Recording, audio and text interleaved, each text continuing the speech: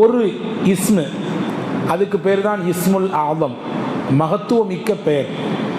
அந்த பெயரை சொல்லி அல்லாஹ்விடத்திலே துவா செய்தால் அல்லாஹ் அதை கபூல் செய்வான். ரகசியம் நபிகள் நாயகம் ஸல்லல்லாஹு அலைஹி வஸல்லம் சொன்னார்கள், நம்முடைய துவா அங்கீகரிக்கப்படுவதற்கு அந்த ஒரு இஸ்மை தெரிந்திருந்தால் போதும். அந்த அல்லாஹ்வின் திருநாமங்களில் ஒன்றே ஒன்று எந்த அளவுக்கு ஆற்றல் மிக்கது என்றால் அதை கொண்டு ஒருவர் துவா செய்தால் அல்லாஹ் அவருடைய துவாவை கபூல் செய்வான். உதாரணம் சொல்லுகிறேன் பாருங்கள். சுலைமான் நபியினுடைய காலத்திலே சபா நாட்டு இளவரசி பில்கிஸ் அம்மாவின் சிம்மாசனத்தை அவர்கள் இங்கே வருவதற்கு முன்னால் உங்களிலே யாருக்காவது கொண்டு வருவதற்கு சக்தி இருக்கிறதா என்று சுலைமான் நபி கேட்டார்கள். இஃப்ரீத் என்ற ஜின் சொன்னது, நான் கொண்டு வர்றேன், நீங்கள் இருக்கும் இருப்பிடத்திலிருந்து எந்திரிக்கிறதுக்கு முன்னாடி, அதாவது இந்த மஜ்லிஸ் கலைவதற்கு முன்னால் அந்த சிம்மாசனத்தை நான் கொண்டு வருவேன், அந்த சக்தி எனக்கு இருக்கிறது என்று ஜின்னிலே முக்கியமான ஜின்னான இஃப்ரீத் என்ற ஜின் சொன்னது. அங்கே இருந்து ஒருவர் சொன்னார், அவருக்கு பெயர் ஆசிஃப் பின் பர்கியா. அவர் சொன்னார், நீங்கள் கண் இமைக்கும் நேரத்திலே நான் கொண்டு வந்து நிப்பாட்டி விடுவேன் அந்த சிம்மாசனத்தை. அப்படியே அவர் கொண்டு வரவும் செய்தார். அவர் கண்ணை மூடி முழிக்கும் முன் பில்கிஸ் தாயாரின் சிம்மாசனம் ஹஜ்ரத் சுலைமான் அலைஹிஸ்ஸலாம் அவர்களின் சன்னிதானத்திலே அவர்களுடைய திருச்சபையிலே இருக்கிறது. எப்படி இவரால் இப்படி இதை சாத்தியமாக்க முடிந்தது என்றால், இந்த வசனத்திற்கு விரிவுரை எழுதுகிற பெருமக்கள் சொல்கிறார்கள், ஆசிஃப் பின் பர்கியா இஸ்முல் ஆலம் தெரிந்திருந்தார், துவா செய்வதற்கு ஒரு நிமிடம்தான் அந்த விஷயத்தை நினைத்து அவர் துவா செய்தார், அல்லாஹ் கொண்டு வந்து வைத்து விட்டார். இப்படிப்பட்ட மகத்தான பெருமக்கள் இருந்ததினால்தான் சுலைமான் நபி சொன்னார்கள்.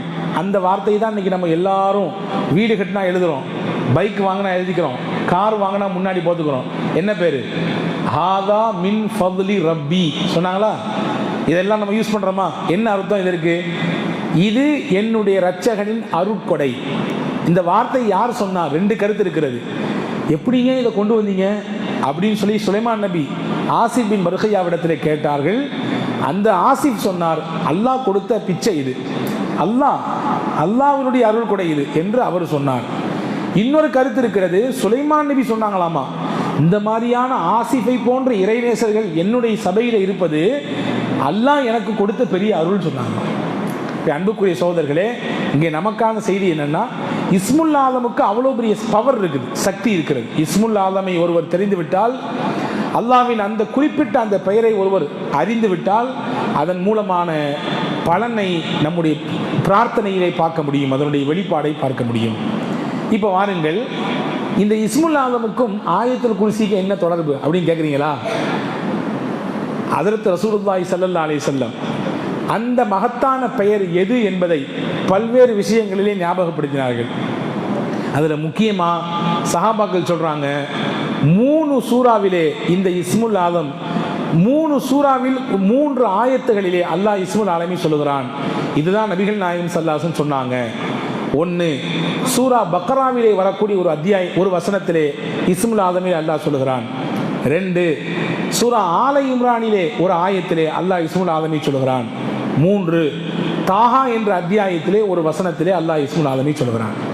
பக்ரா என்ற சூறாவிலே வரக்கூடிய வசனம்தான் இந்த ஆயத்துல் குர்சி, அல்லாஹு லா இலாஹ இல்லாஹுல் ஹய்யுல் கய்யூம் என்று தொடங்கக்கூடிய இந்த வசனம். ஆல இம்ரானில் வரக்கூடிய வசனம்தான் அலிஃப் லாம் மீம், அல்லாஹு லா இலாஹ இல்லாஹுல் ஹய்யுல் கய்யூம். அடுத்து தாஹா என்கின்ற அத்தியாயத்தில் வரக்கூடிய வசனம்தான் வஅனத்தில் உஜூஹு லில் ஹய்யுல் கய்யூம். இந்த 3 ஆயத்திலையும் ஒரு வார்த்தை மட்டும் திரும்பி திரும்பி வருது. என்ன வார்த்தை சொல்லுங்க? ஹய்யுல் கய்யூம். ஹஜ்ரத் ரசூலுல்லாஹ் சொன்னாங்க, இந்த ஹய்யுல் கய்யூம் என்ற இந்த வார்த்தை தான் இஸ்முல் ஆலம். எனவே இந்த 3 வசனங்களிலே மடக்கி மடக்கி வருவதனாலே இதுதான் இஸ்முல் ஆலம் என்று ஹஜ்ரத் ரசூலுல்லாஹ் சொன்ன இந்த ஹதீஸை பல்வேறு அறிஞர்கள் இதற்கு முக்கியத்துவம் கொடுத்து இந்த வார்த்தை இஸ்முல் ஆலமாக இருக்கலாம் என்று சொல்லித் தருகிறார்கள். அன்புக்குரியவர்களே, இன்னும் வேறு சில வார்த்தைகளையும் கூட ரசூலுல்லாஹ் சொல்லியிருக்காங்க. யா ஹன்னான், யா மன்னான், இந்த வார்த்தையாக கூட இருக்கலாம். அதே போன்று ரசூல் ஸல்லல்லாஹு அலைஹி வஸல்லம் சொன்ன ஒரு பிரபலமான ஹதீஸ் இருக்கிறது, அனஸ் ரலியல்லாஹு அன்ஹு அவர்களுடைய அறிவிப்பு. அல்லாஹும்ம இன்னி அஸ்அலுக பி அன்ன லக்கல் ஹம்த் லா இலாஹ இல்லா அன்தல் மன்னான் பதீஉஸ் ஸமாவாதி வல் அர்த். யாதல் ஜலாலி வல் இக்ராம் யா ஹய்யு யா கய்யூம். இந்த வார்த்தை தான் இஸ்முல் ஆதம். இது ஒரு சஹாபி தொழுதுட்டு ஓதுனாங்களாம், சத்தமாக ஓதுனாங்களாம். ரசூலுல்லாஹ் அவர் ஓதி முடிச்ச உடனே கூப்பிட்டு சொன்னாங்களாம், லகத் தஅல்லாஹ பி இஸ்மிஹில் ஆதம். அல்லாஹ்வுடைய திருநாமத்தை கொண்டு இவர் துஆ செஞ்சிட்டாரு. இவர் செஞ்ச துஆவுக்கு எவ்வளவு பெரிய பவர்னா, இவர் இப்போ கேட்டார்னா அல்லாஹ் உடனே கொடுத்துருவான். இவருடைய துஆவை உடனே அல்லாஹ் ஏற்றுக்கொள்வான். அப்படி ஒரு துஆவை செய்து விட்டார் என்று நபிகள் நாயகம் சொன்னதாகவும் ஒரு அறிவிப்பு இருக்கிறது அபூ தாவூதிலே. ஆக மொத்தத்தில் இந்த இஸ்முல் ஆதமிலும் யா ஹய்யு யா கய்யூம் என்ற வார்த்தை வருகிறது. அப்போ ரசூலுல்லாஹி ஸல்லல்லாஹு அலைஹி வஸல்லம் அன்னவர்களால் அறிவுறுத்தப்பட்ட இஸ்முல் ஆதம் இந்த சூரா பக்ராவிலே, அதிலும் குறிப்பாக நம் எல்லோருக்கும் அறிமுகமான ஆயத்துல் குர்சி என்ற அத்தியாயத்திலே அந்த வசனத்திலே இடம்பெற்றிருக்கிறது நாம் கவனிக்க வேண்டிய ஒரு விஷயம். அன்பர்களே, ஆயத்துல் குர்சியை நாம் பல தடவை ஓதுகிறோம். ஒவ்வொரு நாளும் நம்மள பல பேர் ஓதுவாங்க. ஆனால் அதனுடைய மகத்துவத்தை நம்ம உள்ள வாங்கிக்கணும். ரசூலுல்லாஹி ஸல்லல்லாஹு அலைஹி வஸல்லம் சொன்னாங்க, ஒரு மனிதனுக்கு பாதுகாப்பு பெட்டகம் ஆயத்துல் குர்சி. யார் படுக்கைக்கு போகும் பொழுது ஆயத்துல் குர்சியை ஓதிட்டு படுக்கிறாங்களோ அவங்களுக்கு எல்லா விதமான பாதுகாப்பையும் அல்லாஹ் தருவான். ஹதீஸில் வருது, ரமலானில் ஜக்காத் கலெக்ட் பண்ணி மொத்தமாக சேர்த்து வச்சுருந்தாங்க மஸ்ஜித் நபவியில். இப்போ யாராவது ஒருத்தர் பொறுப்பு போடணும், இல்லைன்னா களவு போயிடும். அபூ ஹுரைரா ரலியல்லாஹு பொறுப்பு போட்டாங்க. பொறுப்பு போட்டிருக்கும்போது தூக்கம் தான் வந்துடுமே, எப்படியா இருந்தாலும் தூங்கக்கூடாதுன்னு நினச்சாலும் கூட கொஞ்சம் செத்த சாயலான்னா மொத்தமாக சாஞ்சிருவோம் இல்லையா? காலையில் ஃபஜருக்கு எந்திரிக்கும் போது பல சமயங்கள் நம்ம அனுபவப்பட்டுருவோம். மணி 5 தானே ஆகுது, 5:10 தான் பாங்கு, 5:10 தான் ஜமாத்து, கொஞ்சம் படுப்போம், எந்திரிச்சு பார்த்தா 7 ஆயிரும் இல்லையா? இப்படித்தான் அபூ ஹுரைரா ரலியல்லாஹு அன்ஹு முழிச்சிருந்து பார்த்துட்டு இருந்தாங்க. திடீர்னு அப்படியே கண்ணை அழைந்து தூங்கிட்டாங்க. திடீர்னு எந்திரிச்சு பார்க்குறாங்க, யாரோ ஒரு திருட்டு பை வந்து அதை வந்து இந்த ஜக்காத்தை எல்லாம் அப்படி இப்போ சாக்கு பையில் அள்ளி போட்டுட்டு இருக்கான். போய் வேகமாக போய் பிடிச்சிட்டாங்க. எங்கே வந்த, யார் நீ? அவன் சொன்னான், நான் ஒரு ஏழை, குடும்பத்தில் பசி பட்டினியோடு இருக்கிறேன், ரொம்ப கஷ்டத்தில் இருக்கேன், என்னை விட்டுரு தயவு செஞ்சு, நான் உன்னை விடமாட்டேன், ரசூலுல்லாஹ்ட்ட கண்டிப்பாக உன்னை கூட்டிகிட்டு போவேன், உன்னை கொண்டு நிப்பாட்டுவேன் நபியின் முன்னால். இல்லை நான் வரமாட்டேன், பசியினால தான் நான் திருடி போட்டேன், என்னை விட்டுரு அப்படின்னு சொல்லி கெஞ்சினா கதறினா. அதன் மீது இறக்கம் வந்து அந்த மனிதரை ஹஜ்ரத் அபூ ஹுரைரா எல்லாம் விட்டுட்டாங்க. காலை எந்திரிச்சவனும் ரசூல் ஸல்லல்லாஹு அலைஹி வஸல்லம் போய் பார்க்கலான்னு போகிறாங்க. ரசூலுல்லாஹ் கேட்டாங்க, ராத்திரி திருட்டு போய் வந்தானான்னு கேட்டாங்க, நைட்டு திருட வந்தானான்னு கேட்டாங்க. எப்படி ரசூலுல்லாஹ்க்கு தெரியும்? ரசூலுல்லாஹ்க்கு தெரியும், எல்லாம் தெரியும், அல்லாஹ் அறிவித்து கொடுத்தான். இப்போ ரசூலுல்லாஹ் ஆமையா ரசூலுல்லாஹ் வந்தான் அப்படின்னு சொல்லிட்டு இருக்கும்பொழுது ரசூலுல்லாஹ் சொன்னாங்க, போங்க இன்னைக்கு வருவான் அப்படின்னாங்க. போங்க இன்னைக்கு வருவான்னாங்க. இன்னைக்கு வருவானா? ரசூலுல்லாஹ்வே சொல்லிட்டாங்க, இன்னைக்கு வந்து கண்ணை முழிச்சு இருந்து பார்த்து அந்த பயலை எப்படியாவது பிடிச்சி நபிக்கு முன்னாடி நிப்பாட்டிடணும்.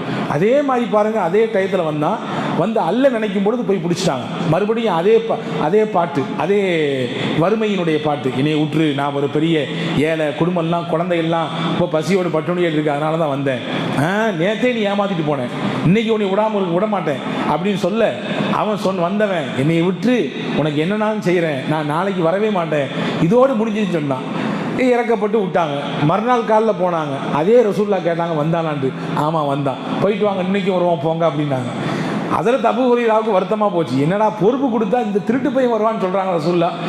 இருந்தாலும் நபியினுடைய கட்டளை உத்தரவு போனாங்க, அதே மாதிரி காத்துக்கு இருந்தாங்க. அந்த பையன் வந்தான். ஹஜ்ரத் அபூ ஹுரைரா, இன்னைக்கு என்ன சொன்னாலும் நான் விடமாட்டேன், நிச்சயமாக விடமாட்டேன், நபியின் சன்னிதானத்திலே கொண்டு உன்னை நிப்பாட்டுவேன் என்று சொன்ன பொழுது வந்தவன் திருடன் சொன்னான், என்னை உற்று நான் உனக்கு ஒரு செய்தி சொல்லித்தரேன், உனக்கு ஒரு முக்கியமான தகவல் சொல்லித்தரேன், விர்ரியா அப்படின்னு கேட்டான்.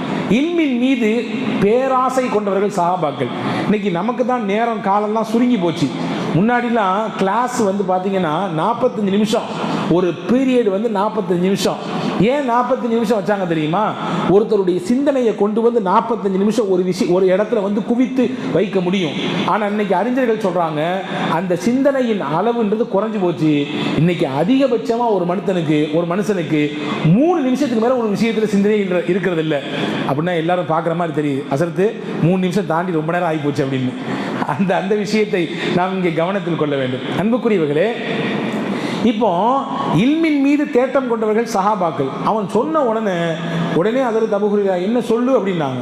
டெய்லி ராத்திரி ஆனால் தூங்குறதுக்கு முன்னாடி ஆயத்துல் குர்சி ஓதிக்கோ, எல்லா பாதுகாப்பும் உனக்கு கிடைச்சிரும் அப்படின்னு சொன்னால், அந்த விஷயத்தை அவங்க உள்வாங்கிட்டு இருக்கும்போதே எடுத்து ஓடி போயிட்டான் அந்த பையன் திருடன்.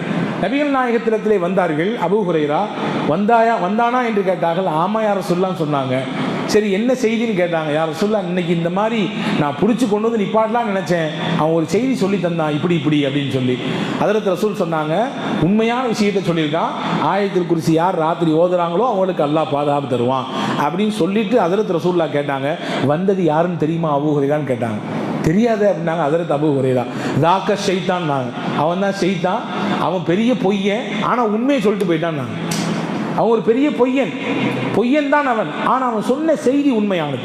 எவர் ஒருவர் இரவு நேரத்தில் ஆயத்துல் குர்சியை ஓதித்து படுக்க போகிறாங்களோ அவங்களுக்கு அல்லாஹ் பெரிய பாதுகாப்பை தருவான். ஒன்று, பாதுகாப்பை வழங்கக்கூடியது ஆயத்துல் குர்சி. ரெண்டாவது முக்கியமான செய்தி, ஒவ்வொரு நாளும் நீங்கள் ஃபரலை தொழுது முடித்தவுடன் ஆயத்துல் குர்சி ஓத வேண்டும்.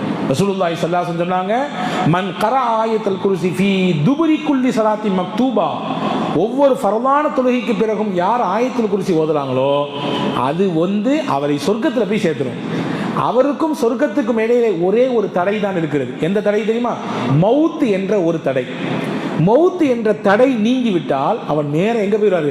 டைரக்டாக சொர்க்கத்துக்கு போயிடுவார்.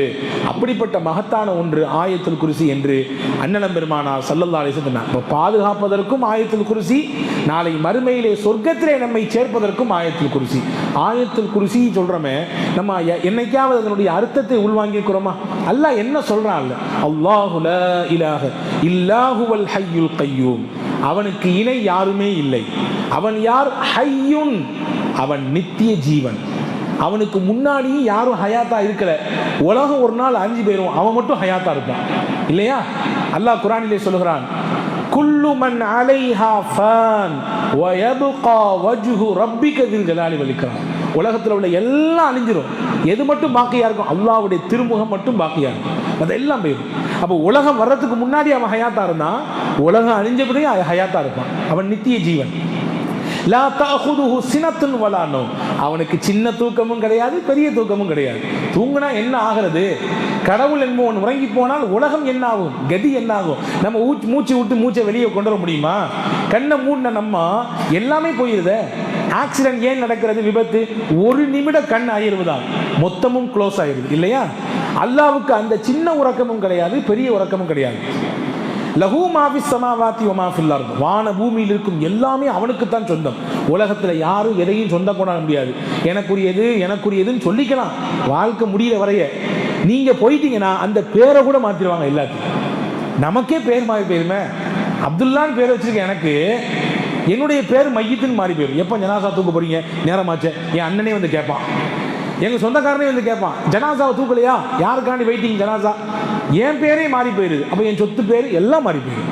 இப்போ உலகத்தில் இருக்கும் எல்லாமே யாருக்கு சொந்தம்? அல்லாஹ்வுக்கு மட்டும்தான் சொந்தம். அல்லாஹ் சொல்றான், லஹு மாஃபிஸ் ஸமாவாத்தி வ மா ஃபில் அர்த் மன் ஸல்லதி யஷ்ஃபஉ இன்தஹு இல்லா பிஇذنி, அல்லாஹ்விடத்தில் யாருதான் சிபாரிசு செய்ய முடியும்? நாம் செஞ்ச நல்லமல் மட்டும்தான் அல்லாஹ்விடத்தில் சிபாரிசு செய்யும். நமக்காண்டி வேறு யாரும் அல்லாஹ்விடத்தில் வந்து சிபாரிசு செய்ய முடியாது, பரிந்து பேச முடியாது. உலகத்தில் பேசலாம், சொந்த வருவாங்க, பந்தம் வருவாங்க, நட்பு வரும், நமக்கு அறிமுகமான வருவாங்க, ஏதாவது பிரச்சனைனா வந்து நமக்காண்டி குரல் கொடுப்பாங்க. அல்லாஹ்விடத்தில் அவன் அனுமதி இல்லாமல் யாரும் வாயை திறக்க முடியாது. கப் சிப்புன்னு இருக்க வேண்டிய சூழல் ஏற்பட்டு மந்தல்லதி யஷ்ஃபஉ இன்தஹு இல்லா பி யஅலமு மா பைன ஐதீஹிம் வ மா கல்ஃபஹும். அல்லாஹ் சொல்றான், உங்களுக்கு முன்னால் உள்ளதையும் பின்னால் உள்ளதையும் எல்லாத்தையும் அவன் அறிகிறான். நமக்கு தான் தெரிகிறது இல்லை, அல்லாஹ்வுக்கு எல்லாம் தெரியும்.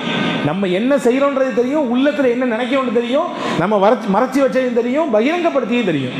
என்னைக்காவது நம்ம யோசிச்சிருக்கோமா, நம்ம எத்தனை விஷயம் மறைச்சி செய்கிறோம்? அல்லாஹ் அதை வெளிப்படுத்தினா என்ன ஆகும்? நான் என்னை யோசிக்கிறேன், நான் எத்தனை பாவங்களை மறைத்து செய்திருக்கிறேன், எத்தனை தவறுகள் என்னுடைய வாழ்க்கையிலே மறைத்து செய்யப்பட்டது. அதை அல்லாஹ் வெளிப்படுத்தவே இல்லையே, மறைத்து விட்டானே. அதுவும் அவனுக்கு தெரியத்தான் செய்யும், தெரியாமலா இல்லை. திரைக்கு பின்னால் போய் ஒளிந்து கொண்டால் அல்லாஹ்வுக்கு எல்லாம் தெரியாமல் போய்விடுமா? வீட்டிலே போய் கதவை பூட்டி கொண்டு பாவம் செய்து அல்லாஹ்வுக்கு தெரியாமல் போய்விடுமா? வல்லாஹு யஅலமு மா துப்தூன் வ மா தக்துமூன், நீங்கள் வெளிப்படுத்தியதையும் அல்லாஹ்வுக்கு தெரியும், நீங்க மறைச்சி வைக்கிறதையும் அல்லாஹ்வுக்கு தெரியும். உங்கள் உள்ளம் என்ன நினைக்கிறதோ அதையும் அல்லாஹ் அறிவான். அல்லாஹ் சொல்கிறான் குர்ஆனிலே. எனவே அன்புக்குரியவர்களே, இதைதான் அல்லாஹ் யஅலமு மா பைன ஐதீஹிம் வ மா கல்ஃபஹும் يعلم ما بين أيديهم وما خلفهم ولا يحيطون بشيء من علمه إلا بما شاء. அவனுடைய அந்த விஷயத்திலே இல்மு, அதை சூழ்ந்து அறிவதற்கு அல்லாவை தவிர வேறு யாராலையும், அவன் நாடிய சில மக்களை தவிர வேறு யாராலையும் அதை பெற்றுக்கொள்ள முடியாது. வஹுவல் அலியுல் அதீம், அவன்தான் ஞானமிக்கவன், அவனே மகத்தானவன் என்று அந்த வசனத்தை அல்லாஹ் முடிக்கிறான். இப்படிப்பட்ட மகத்தான இந்த வசனத்திலே ஹய்யுன் கய்யூம் என்று ஒன்று வந்திருப்பதினாலே இது இஸ்முல் ஆதமாக இருக்கலாம் என்றும் இதை ஓதுவதன் மூலமாக பல பலன்களை பெறலாம் என்றும் அறிஞர்கள் சொல்லித் தருகிறார்கள். ஆக மொத்தத்தில் இஸ்முல் ஆதம் என்பது நபிகளால் பல விஷயங்கள் சொல்லி காட்டப்பட்டாலும் கூட ஆயத்துல் குர்சி முக்கியமானது என்பதையும் நபியிடத்திலிருந்து ஹதீஸின் வழியாக நாம் பெறுகிறோம். இன்னொரு விஷயத்தையும் நம்ம பார்க்க முடியுது. இஸ்முல் ஆலம் என்பது யார் தன்னுடைய கஷ்ட நேரத்திலே தூய்மையான மனதோடு அல்லாஹ்வுடைய பெயரில் எந்த பெயரை சொன்னாலும் அதுவும் இஸ்முல் ஆலமாக மாறிக்கொள்ளலாம் என்றும் அறிஞர்கள் சொல்கிறார்கள். ஜுனைதுல் பக்தாதி என்ற மிகச்சிறந்த அறிஞர், ஒரு மிகச்சிறந்த இறைநேச பெருமகனார், அவங்கள்ட்ட வந்து ஒரு பெண்மணி சொன்னாங்களாம், என்னுடைய பையனை தொலைச்சிட்டேன், நீங்கள் துவா செய்யுங்க என் புள்ள கிடைக்கணும்னு சொல்லிட்டு போய் 2 நாள் ஆச்சு, இன்னும் புள்ள வரல. மறுபடியும் ஹஜ்ரத் ஜுனைதுல் பக்தாதி இடத்துல அந்த அம்மா வந்தாங்க, நீங்கள் துவா செஞ்சீங்களா இல்லையா, போமா பொறுமையா இருமா அல்லாஹ் தருவான். 3வது வந்தாங்க, அந்த அம்மா வந்து சொன்னாங்க, உங்களை சொல்லி பிரோஜனம் இல்லை போல தெரியுது, நீங்கள் துவா செய்யுங்களா என் புள்ள கிடைக்கணுமே அப்படின்னு சொன்ன உடனே ஜுனைதுல் பக்தாதி ரஹ்மத்துல்லாஹ் சொன்னாங்களா, வீட்டுக்கு போ உன் புள்ள வந்திருப்பான் அப்படின்னாங்களாம். வீட்டில் போய் பார்த்தா புள்ள இருக்கிறான். அந்த அம்மாவுக்கு பெரிய அதிர்ச்சி, ஆச்சரியம். நேரம் அந்த அம்மா வந்தாங்க ஜுனைதுல் பக்தாதி இடத்துல, எப்படிங்க எப்படி இது கிடைத்தது உங்களுக்கு தெரியாதா, அல்லாஹ் குர்ஆன்ல சொல்லலையா, அம்மை யுஜீபுல்